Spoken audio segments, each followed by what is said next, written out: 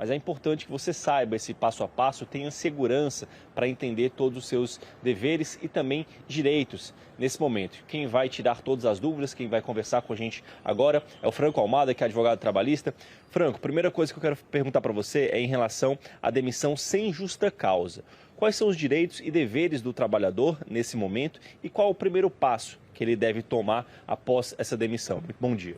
Bom dia a todos que nos assistem. Na demissão sem justa causa, o trabalhador vai sair e receber todas as verbas rescisórias. Quais são essas verbas? Vai receber o aviso dele, ou indenizado ou trabalhado, vai receber férias proporcionais, férias integrais que tiverem pendentes, o 13º proporcional e o FGTS e dar entrada também no seguro-desemprego. Agora, um ponto de atenção para o trabalhador é sempre observar se o FGTS dele está sendo depositado mês a mês. Porque o FGTS ele é o colchão de segurança exatamente para esse momento da demissão do trabalhador. Então é importante ele fazer esse acompanhamento mensal lá pelo aplicativo ou indo na caixa fazer esse acompanhamento. E eventualmente se eu decidir pedir demissão, o que é que eu tenho consciência, tenho que saber que eu não vou ter direito, eu vou acabar perdendo?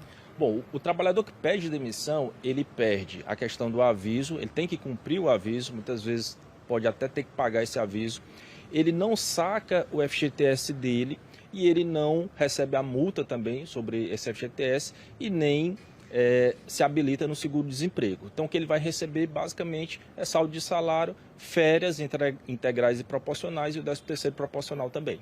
Franco, e aquela demissão com justa causa? Primeiro eu vou pedir que você explique eventualmente o que pode dar a justa causa e quais são os direitos perdidos também por essa justa causa. A justa causa é a penalidade máxima que o trabalhador pode receber por alguma falta que ele tenha ou que ele cause à empresa. Então, a justa causa é a pena capital. Tem que ser muito grave ou faltas recorrentes. O que é que dá a justa causa? O trabalhador que falta sem justificar várias vezes e aí prejudica a empresa. O que é que dá a justa causa? O trabalhador que pega, se apropria de algo da empresa, que agride algum outro colega ou até mesmo patrão e por aí vai. São condutas graves que interrompem a confiança entre trabalhador e empresa e que não dá mais para ter a continuidade do trabalho.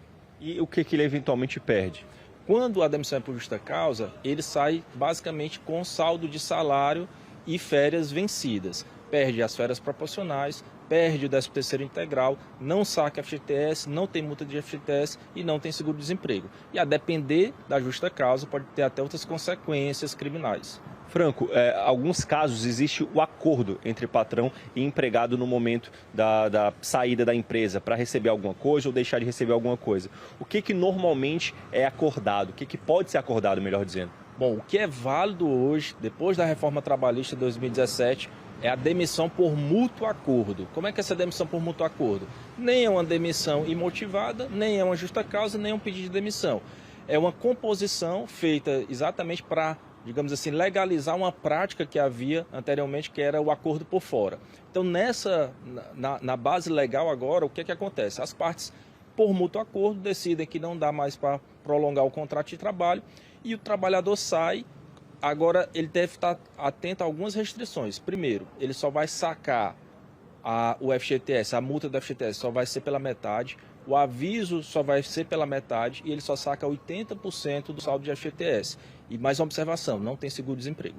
Em relação àquelas demissões coletivas, que normalmente acontecem mais em fábricas, em empresas maiores, assim, queria entender com você que tipo de acordo que normalmente acontece. É um acordo sindical, pode ser um acordo individualizado? Explica para mim, por gentileza. Nessas demissões coletivas ou demissões em massas, como a gente costuma falar, é obrigatória a conversa, a negociação com o sindicato. Então, as empresas têm que buscar o sindicato para essa conversa, para esse entendimento e ali estabelecer como é que vai ser o passo a passo dessa demissão. Lembrando que nessa demissão coletiva, o trabalhador vai receber todas as verbas de uma demissão normal, que pode ser negociado muitas vezes com o sindicato, talvez a questão de pagamento, de parcelar, depender do volume, seja expressivo ou não nessas demissões. Existem prazos obrigatórios a serem cumpridos? Por exemplo, o FGTS, depois da demissão, do dissídio do contrato, ele pode ser acessado com 15 dias, com um mês. O pagamento também do seguro-desemprego. Explica para mim esses prazos, por favor.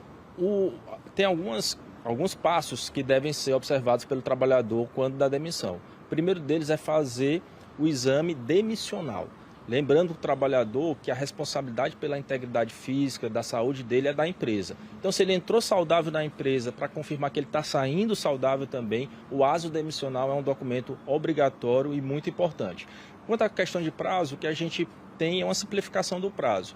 Foi demitido, a empresa tem até 10 dias corridos para fazer o pagamento dessas contas. O FGTS é liberado instantaneamente e o seguro-desemprego, o trabalhador vai se habilitar perante esse seguro se ele preencher todos os requisitos para receber esse seguro. Aí a gente está falando de carência, de prazos, vai depender se ele é a primeira vez que ele recebe, a segunda ou a terceira, vai ter uma diferenciação sobre isso. Ele também se habilita rapidamente para receber o seguro-desemprego. Franco, e a busca por esses direitos? Se eventualmente você não o receber, você tem que primeiro tentar uma negociação com a empresa, dar um prazo obrigatório por lei, ou você já pode acionar um advogado para entrar na justiça e buscar brigar na justiça pelos seus direitos? Olha, sempre o bom senso, ele é em primeiro lugar. Então, vale sim uma conversa dentro da empresa ou acionar algum canal de comunicação oficial da empresa. E se não tiver resultado, o que a gente aconselha é que o trabalhador procure um advogado especialista no assunto para orientar ele. Eu estou falando do trabalhador, mas também serve para as empresas, também é esse tipo de assistência. Perfeito, a gente agradece muito Franco Almada, que trouxe todas essas explicações, todos os casos, os tipos de demissões e de pedidos de demissões e explicou para a gente exatamente cada um dos seus direitos e deveres, tudo explicadinho, tudo certinho. A gente volta para os estúdios.